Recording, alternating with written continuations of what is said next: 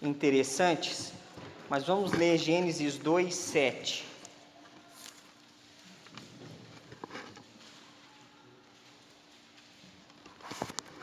Gênesis 2:7.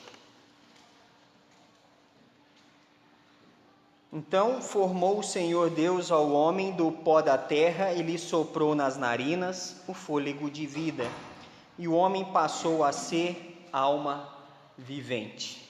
Então Deus criou em nós uma alma, um espírito vivo, e a alma dá vida ao nosso corpo, e essa alma ela é feita de um conjunto de características, um conjunto de coisas, e que nesse conjunto de aspectos se transforma em quem nós somos, né?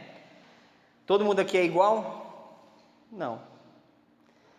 Você é diferente, né? Todos nós temos nossas particularidades, nossas diferenças, e isso é o que é de mais interessante, né? Deus, Ele é um Deus que age na sua graça multiforme, e Ele cria cada um de uma maneira. Claro que existem alguns parâmetros, mas cada um de uma forma diferente. Eu queria que a gente refletisse a princípio se você se conhece bem. Você acha que você se conhece bem ou não? Quem acha que se conhece bem? Assim, ó, eu me conheço, tenho certeza de quem eu sou, eu me conheço bem, sei como eu vou lidar em todas as circunstâncias. Você sabe como lidar? Você sabe qual vai ser a sua reação em determinadas situações ou não? Sabe? Você não se conhece? Que coisa, hein? Eu achei que normalmente, não, eu me conheço, né? Eu falo que eu sou um pouco paranoico.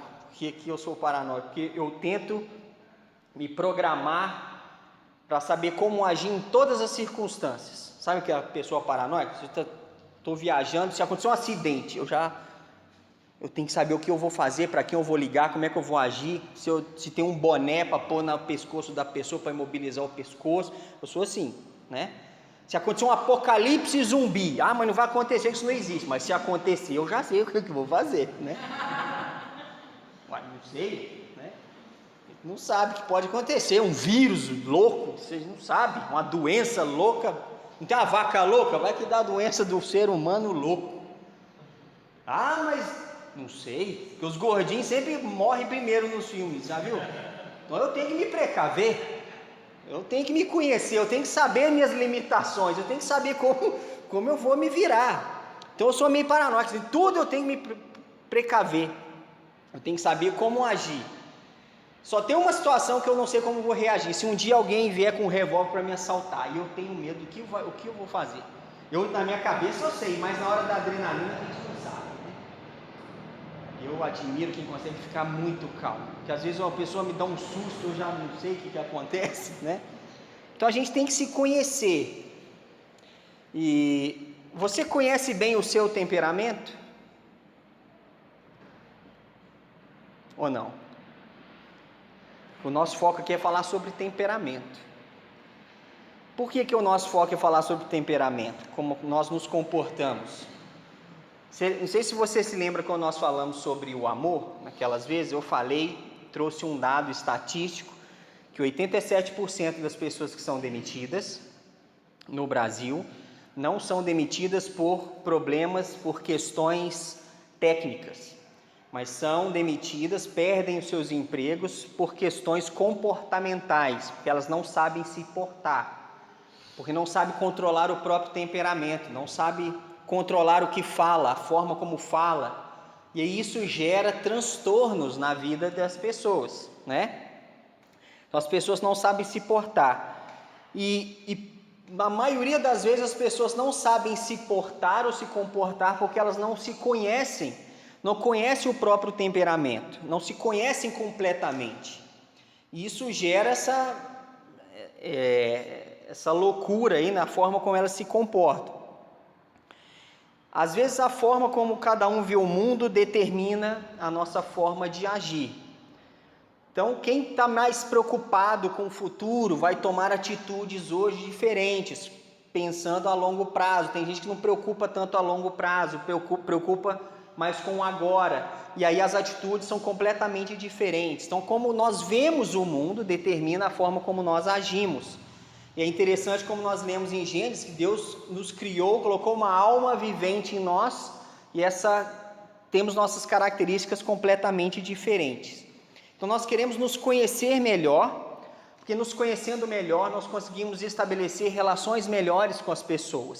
Estabelecendo relações melhores com as pessoas, nós alcançamos nosso principal propósito, que é glorificar a Deus e alcançando aquele princípio que Jesus coloca, que temos que ser sal da terra e luz do mundo.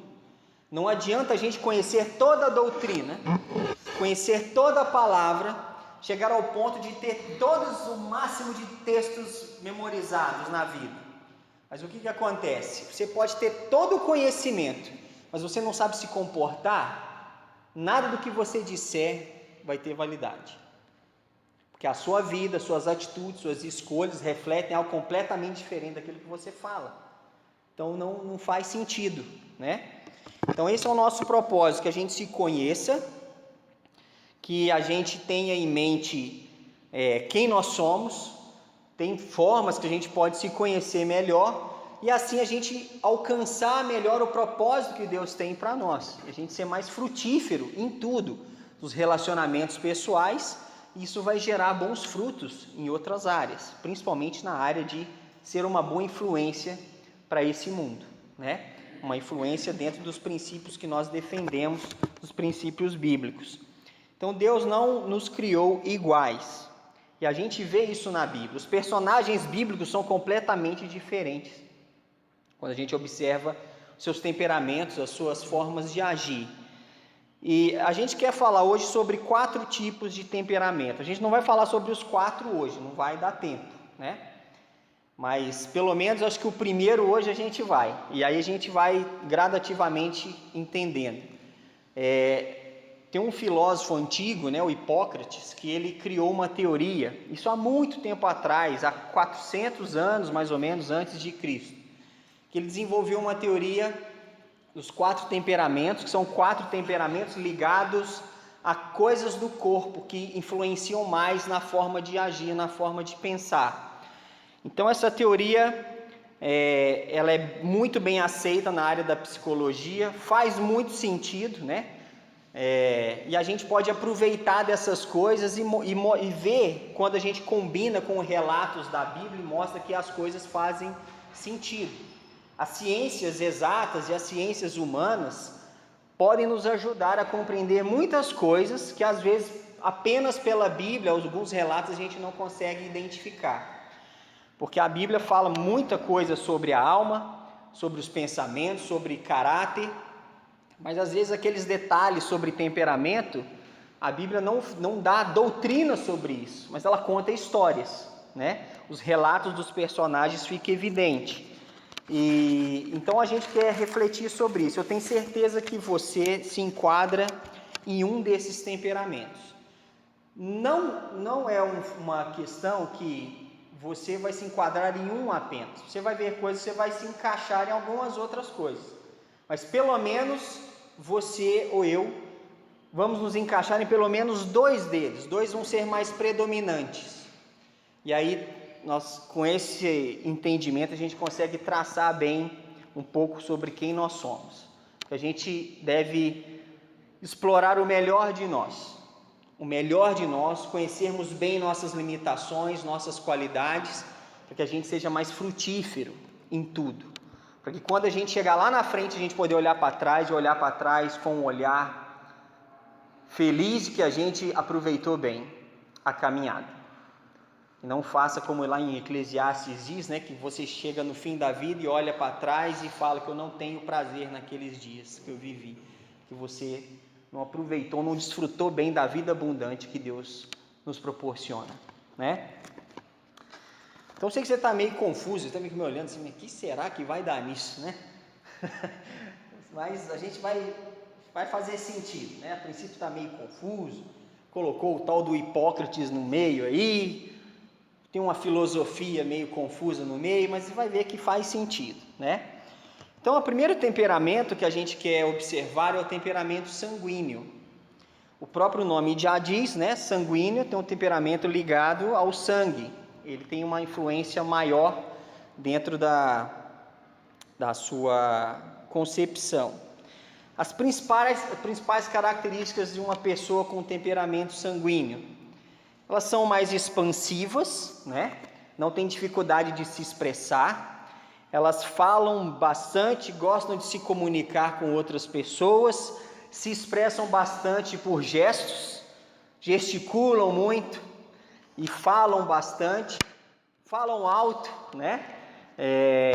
São pessoas sanguíneas, falam bem, não tem dificuldade com comunicação em público, tem facilidade para falar e atrai a atenção de todos ao seu redor pelo bom humor e pela simpatia. São pessoas que cativam facilmente outras pessoas, né? E se adaptam bem a novos ambientes, não tem dificuldade em mudar de ambiente, né? Não é aquela pessoa que sofre quando tem que mudar ou de emprego ou mudar de cidade, se adapta facilmente. Você mora em Juiz de Fora, de repente você vai mudar para Manaus. Não tem problema, vamos mudar para Manaus e vida segue normalmente, né? O sanguíneo não tem essa dificuldade, ele lida muito bem com isso. Normalmente, quem tem temperamento sanguíneo consegue fazer novas amizades muito rápido e com muita facilidade. Aquela pessoa que está na fila do banco e consegue criar uma amizade ali em 5 minutos, né? Começa a conversar, daqui a pouco já tem o WhatsApp, já não sei o que e tal, já, né? Sanguíneo. Comunicação é o seu forte. São otimistas, conseguem olhar sempre o lado bom das coisas, focam no que é mais importante, naquilo que vai realmente levar em algum lugar útil. São extrovertidos, né? Falam bastante e têm essa capacidade, né, de trazer alegria onde estão. São sensíveis, têm uma sensibilidade alta, são sensíveis a todo tipo de questão, né? Não são tão sensíveis quanto o outro tipo de temperamento, nós vamos ver depois, mas são muito sensíveis. São felizes, mas tem uma coisa que nesse meio, até agora você está falando as coisas boas do sanguíneo, né? Você está se identificando, eu sou assim, né? Isso aí. Mas ele é meio desorganizado. O sanguíneo é muito desorganizado, é meio bagunçado, tem um problema com compromisso, marca a hora com o sanguíneo, ele vai atrasar, né? Ele é complicado com o horário, ele não se dá bem com isso, né? Um pouco desorganizado, perde as coisas, não coloca as coisas no mesmo lugar e gera aí um pouco de conflitos, né? Devido a essa desorganização. O sanguíneo ele é muito intenso e ele não consegue esconder o que ele sente. Ele fala. O que ele sente, ele fala. Isso é bom até certo ponto, mas isso pode gerar alguns problemas. Aí entra um personagem bíblico que talvez já veio à sua mente. Quem você acha na Bíblia que é sanguíneo? Pedro, né? Ele mesmo. Pedrão, nosso amigo Pedro, ele é sanguíneo. Porque ele fala às vezes sem raciocinar, e depois ele vai ver o que aconteceu com o que ele falou, né? Com o que ele fez, com a forma como ele agiu. Então tem um exemplo, tem vários exemplos, né? Eu acho Pedro um personagem, uma pessoa interessante para a gente aprender bastante com ele. Olha lá em Mateus 16, vamos ver um exemplo aqui de um desses momentos que Pedro falou as coisas sem pensar e a coisa ficou complicada para ele. Mateus 16, de 21 a 23.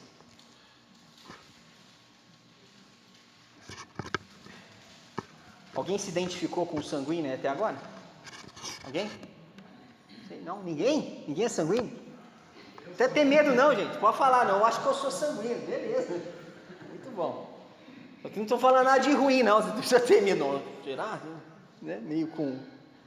Mas não se preocupe com isso, você vai se enquadrar em pelo menos uma delas, né? Com certeza. Mateus 16, do 21 ao 23, um voluntário lê para a gente os versículos, por favor. Desde então começou Jesus a mostrar aos seus discípulos que convinha ir a Jerusalém e padecer muito dos anciãos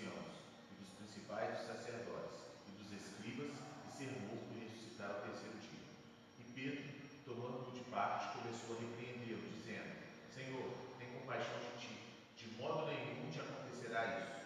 Ele, porém, voltando-se, disse a Pedro: Para trás de mim, Satanás, que me serves de escândalo, porque não compreendes as coisas que são de Deus, mas só as que são dos homens. Olha só, olha o Pedro. Jesus veio ao mundo para quê? Nascer, viver de forma perfeita, morrer pelo pecado de todos, ressuscitar e assim conceder salvação nele para todos. Quando ele começa a falar desse propósito, o que Pedro me faz? Chama Jesus para uma conversa em particular. Jesus, vem cá, deixa eu te dar um conselho, né? Não fala. Pedro é otimista, não é otimista? Ele está ouvindo Jesus falando, não, que cabe, convém que eu morra, que eu me entregue. Não, Pedro é otimista, ele é sanguíneo, ele olha o lado bom das coisas. Não fale isso não, Jesus, não, vem cá, vamos conversar aqui. Sensível, né? Ficou ali, não, ele está falando que vai morrer. Não, vem cá, Jesus, vamos conversar aqui. Não fala isso do Senhor, não, isso não pode acontecer, não. Otimista. O que Jesus fala? Arreda Satanás. Porque isso não é. Se Jesus não morre, nós estamos enrolados. Se Jesus não morre, a gente não tem salvação. Se Jesus não se entrega na cruz, a gente está perdido. E Pedro está ali nas melhores intenções. E toma uma chapuletada, né? Aquela repreensão. Arreda Satanás. Você imagina Pedro falando, mas eu estou aqui nas melhores intenções. Estou querendo ajudar, eu quero o bem, né? Sanguíneo é assim. E tomou uma, né? Ele saiu até rodopiando dali, né? Daquela questão. Mas ele é assim, ele é intenso, ele fala sem pensar, sem raciocinar direito. Né? Se ele tivesse ficado um pouquinho, se ele fosse de outro temperamento, ele falasse assim, mas se entregar, como assim? Né? Tudo era muito novo para eles. Aí eles começaram a entender, não, realmente. Ele é o Salvador, ele está aqui de forma perfeita, ele vai se entregar porque nós somos pecadores. E se Deus não tivesse enviado ele para que a gente pudesse confiar a nossa vida nele que é perfeito e alcança, e é o caminho para a salvação, a gente não tem outra opção. Pedro não tinha entendido isso muito bem, mas ele é intenso, ele fala. Né? Ele fala, não pode acontecer isso, tem compaixão de ti, isso de modo nenhum te acontecerá. Mas tem que acontecer. E Jesus o recrimina na hora. Porque essa ideia de Jesus não morrer não vinha de Pedro. Pedro estava na melhor intenção. Vinha do próprio Satanás. Porque se Jesus não morre, nós estamos perdidos. Né? Por isso que ele fala, arreda Satanás. Porque o que Satanás queria é que Jesus realmente não se entregasse na cruz por nós. Então, por isso que ele faz essa repreensão, né? E então ele fala, não cogita das coisas de Deus e sim das dos homens. Então foi uma repreensão forte aqui, né? E agora você ficou com pena de Pedro, não ficou? Você ficou com pena do Pedro. Mas Pedro vai aprontar outras vezes, tá? Não se preocupe, vai ter outras oportunidades. Então o sanguíneo, ele é assim. Ele fala bastante, fala sem pensar, não consegue esconder o que está sentindo. Isso, por um lado, é bom, que torna o sanguíneo transparente, mas por outro lado, ser transparente demais, às vezes, é meio complicado, né? Mas é uma característica. Os sanguíneos são resilientes, veem o lado bom das coisas, não desanimam facilmente, né? São perseverantes. E são profissionais, quando no mercado de trabalho, são profissionais proativos, e inspiram as pessoas que estão ao seu redor. São ótimos para influenciar, né? Quando um sanguíneo fala, a maioria das vezes ele vai carregar junto com ele mais gente, né? Tem outro exemplo de Pedro numa circunstância dessa. Olha que interessante, lá em João 21, Evangelho de João, capítulo 21. Só para você entender o que está falando nesse trecho.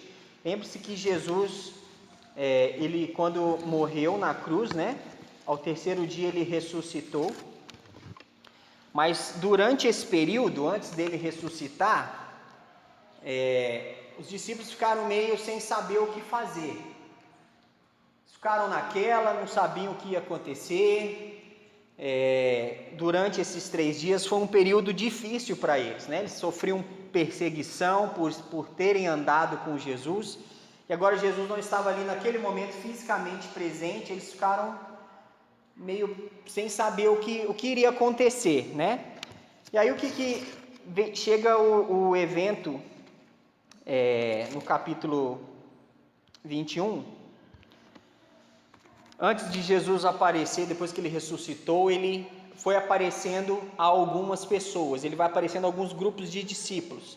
Aí no capítulo 21, versículo 3, vamos começar do versículo 1 até o versículo 3. Um outro voluntário lê para a gente esses 3 versículos, por favor.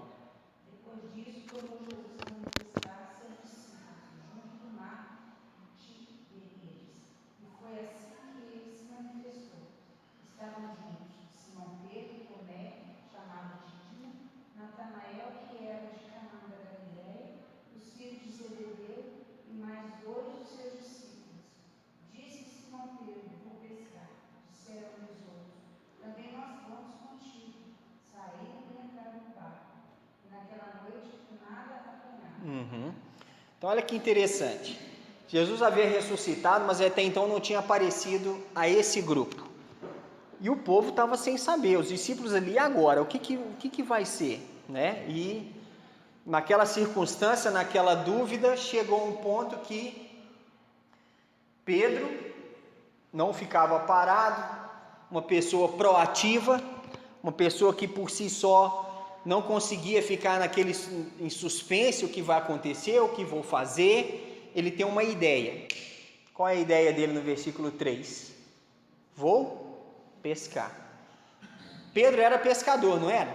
Até então, no período que Jesus o chamou para ser seu discípulo, ele passou a ser um seguidor de Jesus, ele abandonou a sua função primária, que era da pesca, para seguir Jesus, ouvir os seus ensinamentos e tudo mais. E de repente Jesus morre e a vida dele fica num suspenso. Qual é a atitude que ele toma logo depois que essas coisas acontecem? Proativo, uma pessoa que não consegue ficar parada, que está ali sempre em atuação. Eu vou voltar para a minha atividade antiga, não sei o que vai acontecer, meu mestre morreu, o que eu vou fazer? Vou pescar. E ele é tão influente na forma como ele toma suas decisões, que o que os outros discípulos fazem? Vou também. Já pensou se a gente tivesse esse nível de influência? E Pedro não era forçado, é dele, é do seu temperamento. Ele, quando fala, eu vou pescar, ele toma uma atitude. O povo fala assim, se o Pedro vai, né? Ele que é tão proativo, resoluto, cara otimista, sabe o que faz. Muita gente acha que ele sabe o que faz sempre, mas ele não sabe o que faz. Nem sempre ele sabe. Mas é uma pessoa para frente nessas questões. Eles sofrem a influência e falam, vamos pescar também. Até então Jesus esperava tinha em mente que eles aguardassem a vinda do Espírito Santo, que os capacitaria para prosseguir com a obra. Até então o Espírito Santo não tinha vindo, e eles estavam ali aguardando. Pedro não conseguiu esperar e tomou atitude, vou pescar, e arredou vários juntos, né, com ele. Então eles são resilientes, né? Olha a importância que o temperamento sanguíneo tem, né, de arrastar pessoas consigo para onde vão, né? Isso é muito interessante. Olha como algo bom que Deus quer usar, né, para o seu bem e para o bem da própria obra dele nesse planeta, nesse mundo. Então, são características. A gente viu aqui muita coisa boa sobre o temperamento sanguíneo. É lógico que tem coisas que não são tão boas, mas que podem melhorar. Tem pontos de melhoria para quem tem um temperamento sanguíneo. Os sanguíneos, eles tendem a agir e falar de forma impulsiva, gerando situações desagradáveis. A impulsividade do sanguíneo é uma questão a ser pensada e melhorada. Pedro era extremamente impulsivo. A gente já viu aqui 2 exemplos, mas tem outros exemplos que mostram essa impulsividade, né? O sanguíneo, ele fala sem pensar, ele tem falta de atenção, ele tem dificuldade às vezes de prestar atenção em algumas coisas, ele é exagerado quando ele lida com algumas questões. Um problema para um sanguíneo, às vezes ele é maior do que para outros, porque ele exagera, né? Quase morri de susto. Olha, não é exagerado? Você toma um susto, né? Opa, quase morri de susto, quase me matou, quase que eu infartei de um aneurisma. Tá vendo o exagero do sanguíneo? E ele fala isso alto, ele fala isso de forma expansiva, ele gesticula, eu quase morri. É assim, é o temperamento dele, ele está exagerando porque é dele. As coisas têm esse tamanho para o sanguíneo. Às vezes é uma coisa desse tamanho, mas para ele é grande. E ele quer que isso fique ainda maior, porque a forma como ele coloca, ele quer dar essa ênfase, né? Mas o problema da impulsividade, o falar sem pensar, o agir sem pensar, seja talvez o ponto de atenção maior que o sanguíneo deve ter. Tem um outro exemplo de Pedro que ele age na impulsividade que eu acho fantástico, está lá em João 13, né? Vamos ler esse trecho lá. Primeiro, a gente já falou desse de Mateus 16, que ele quer aconselhar Jesus a não falar que ele vai morrer, né? Então você já viu uma impulsividade falar sem pensar. Mas tem um outro exemplo em João 13 que eu acho muito interessante. João 13, versículos de 1 a 11. Olha que interessante essa história. Ora, antes da festa da Páscoa, sabendo Jesus que era chegada a sua hora de passar deste mundo para o Pai, tendo amado os seus que estavam no mundo, amou-os até o fim. Durante a ceia, tendo já o diabo posto no coração de Judas Iscariotes, filho de Simão, que traísse a Jesus, sabendo este que o Pai tudo confiara às suas mãos, e que ele viera de Deus e voltava para Deus, levantou-se da ceia, tirou a vestimenta de cima e, tomando uma toalha, cingiu-se com ela. Depois deitou água na bacia, passou a lavar os pés aos discípulos e a enxugar-lhes com a toalha com que estava cingido. Aproximou-se, pois, de Simão Pedro, e esse lhe disse: Senhor, tu me lavas os pés a mim? Respondeu-lhe Jesus: o que eu faço não sabes agora, compreendê-lo-ás depois. Disse-lhe Pedro: nunca me lavarás os pés. Respondeu-lhe Jesus: se eu não te lavar, não tens parte comigo. Então Pedro lhe pediu: Senhor, não somente os pés, mas também as mãos e a cabeça. Declarou-lhe Jesus: quem já se banhou não necessita de lavar senão os pés, quanto ao mais já estás todo limpo. Ora, vós estáis limpos, mas não todos, pois ele sabia quem era o traidor. Foi por isso que disse: nem todos estáis limpos. Sabe como é que Pedro é complicado aqui? O sanguíneo. Todo mundo lá, ceia acontecendo. De repente Jesus faz algo que nunca foi feito antes. O Senhor Jesus levanta, pega a bacia e vai lavar os pés dos discípulos, que era uma tarefa que só o servo mais inferior da sociedade fazia, né? Naquela época era comum, o povo viajava a pé, em estradas empoeiradas, né? E era comum, quando eles chegavam, ter alguém que lavasse os seus pés. Normalmente o servo mais inferior de classe social que fazia isso. E Jesus assume essa posição de servo, o servo mais baixo que está ali para fazer uma função simples, mas importante, que tinha um significado mais importante ainda. E ele começa a fazer isso com os discípulos. Quando chega em Pedro, fala: não, o Senhor não vai lavar meus pés. O Senhor não é digno de fazer isso. O Senhor é o Senhor Jesus. O Senhor não vai fazer isso. Jesus fala: mas se eu não fizer, você não tem parte comigo. Aí Pedro já muda de ideia imediatamente. Não lave só os pés, joga água em tudo, lava tudo, né? lava a cabeça, lava tudo. Eu falei, calma, Pedro, não é assim. É extremista, exagerado. Não é vendo aquele exagerado? Não precisava disso, mas Pedro é assim. Não vai lavar. 30 segundos depois, lava tudo. É desse jeito que Pedro funcionava. Está explicando, aí ele explica, né? Pedro, não precisa. Não precisa. Quem já se banhou não precisa lavar apenas os pés. O significado interessante é que na caminhada a gente suja. Na nossa caminhada de vida nós erramos e precisamos de perdão diariamente daqueles pequenas sujeiras, dos pequenos erros que nós cometemos. Quem já se banhou, quem já teve o Espírito Santo, que já lavou a sua alma com o sangue de Jesus, você está salvo, está lavado, não precisa se lavar todo dia. Mas na caminhada a gente tem alguns erros, algumas coisas que precisam ser lavadas. É isso que o lavar dos pés simboliza, né? A santificação diária. É isso que Jesus queria ensinar para eles, e Pedro estava ali daquele jeito, né? Complicando as coisas. Mas é Pedro, é sanguíneo, ele está ali para falar, é dele. E não tem que ser recriminado como ele é, porque foi Deus que criou ele dessa forma.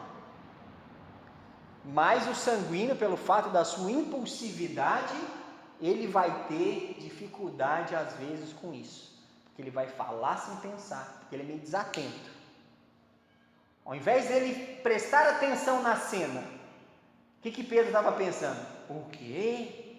Jesus não vai lavar meu pé não, que isso é o Senhor Jesus de jeito nenhum. Ele já estava esperando a hora que Jesus chegasse perto dele para ele falar, ele estava prestando atenção na cena, desatento.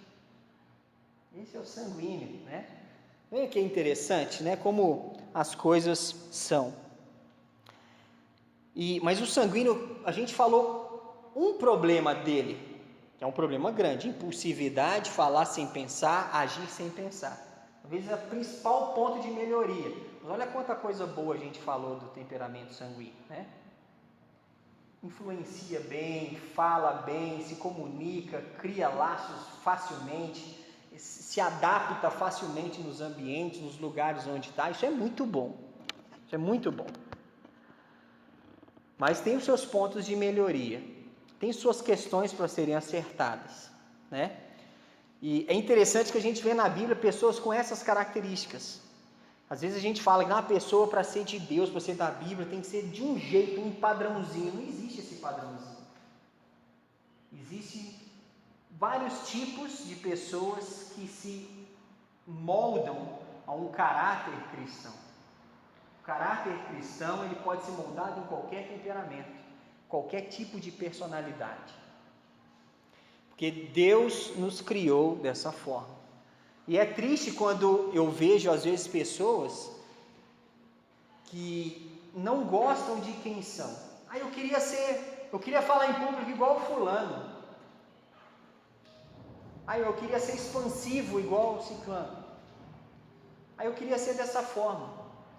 Mas por que você não se conhece melhor, explora o melhor da forma como Deus te criou? Talvez você não vai falar em público como 2 ou 3, mas você tem outras qualidades que Deus te fez assim com um propósito, né? E eu não sei, talvez a gente olhe essas características assim: eu queria ser assim, eu queria me adaptar melhor, eu queria saber ser mais otimista, ser mais extrovertido, ser mais sensível, ser mais feliz, olhar mais para frente. Mas eu não sou assim. Isso não é o fim do mundo, porque você tem um tipo de temperamento diferente, mas Deus te criou com esse temperamento diferente. E você pode ter um caráter cristão moldado nesse temperamento, que vai fazer você frutificar muito diante de Deus e ser feliz dessa mesma forma, diferente de outro. Imagina se todo mundo fosse Pedro, que confusão que seria o planeta. Imagina quando 2 sanguíneos casam e não conseguem se conhecer tão bem a ponto de saber: eu sou sanguíneo, eu sou impulsivo. Aí imagina o caos que deve ser isso aí. 2 sanguíneos desorganizados dentro de casa. Perde a chave. Acabou a paz. tragédia total, né? Tem que sair de casa, já está atrasado, porque sanguíneo é atrasado, né? Não vou colocar 100%, né? Vamos dar tem sanguíneo que não é atrasado, tá? Que não é assim. Mas vamos supor que tá os dois atrasados e some a chave. Aí o BO é instaurado no ambiente, né? Imagina dois sanguíneos precisando tomar uma atitude de mudar de cidade. Fácil, eles se adaptam bem. Então você vê que tem suas características, suas facilidades, né? Então, daquilo tudo que a gente viu até agora, você ainda acha que você é sanguíneo? Os que acham que são? Boa, boa. Quem acha que isso eu não sou de jeito nenhum? Alguém? Eu não sou sanguíneo nem. Se você não é nem sanguíneo, ou não é, né? Se você acha que não é, se não é, tá bom. Se você acha que não é, não. Mas pode, a gente vai ver no final que normalmente é uma junção de dois temperamentos. Eu tenho um pouco de sanguíneo. Sanguíneo não é o meu temperamento principal, mas eu tenho muita coisa dele. Muita coisa. Eu tenho outro temperamento que combina com esse aqui. Mais para frente a gente vai ver. Mas o que a gente tem que ter em mente? Temos que explorar o melhor dessas características. Não é tentar ficar abafando. Às vezes as pessoas falam que você tem que ser de determinada forma. Eu não tenho que virar para você e falar assim, você fala muito alto, e você fala baixo. Não. Você gesticula demais. Não, eu não tenho que falar isso para você. Eu não tenho que falar assim, deixa de ser exagerado. Eu não tenho que falar isso para você. Você é desse jeito. Deus te criou assim, com esse temperamento. O que eu devo falar assim, molde-se o máximo possível esse temperamento ao caráter cristão, porque isso pode ser muito útil para a glória de Deus.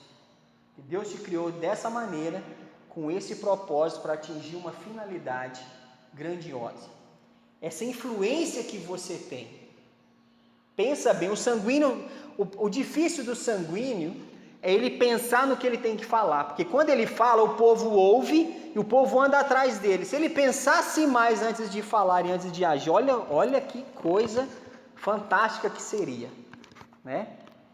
Se o sanguíneo compreender a importância dele, de uma atitude, de uma fala dele, que arrasta a gente junto com ele. Se um sanguíneo fala, eu vou pescar, até quem não pesca vai falar que vai também. Não é? Se eu conviver muito tempo com um sanguíneo, eu não tenho paciência, pescar, não me chama. Não me coloca para ficar parado esperando um peixe resolver da vida, morder, não me põe, eu não tenho paciência para isso. Você quer me deixar louco e me pôr parado segurando uma varinha esperando o peixe, a boa vontade do peixe, não faz isso comigo não. Mas se o sanguíneo for bom, for sanguíneo mesmo, ele acaba me convencendo para ir pescar, né? A hora que fala, vou pescar, eu falo, que eu acho que eu vou também, né? Eu acho que eu vou também. Então é esse tipo de influência que a gente deve ter em mente, que se a nossa vida cristã está tão viva, se a nossa fé em Jesus realmente é tão viva, tão atuante, tão eficaz no nosso dia a dia, aquilo que nós falamos do Evangelho, aquilo que nós vivemos do Evangelho, vai ser uma influência muito forte. A forma como nós encaramos a vida, como nós encaramos as dificuldades, as coisas boas, as coisas ruins, nós vamos conseguir influenciar da melhor forma possível. Então é lógico, né? Talvez você não tenha 100% temperamento sanguíneo, mas algo disso você pode ter na sua característica.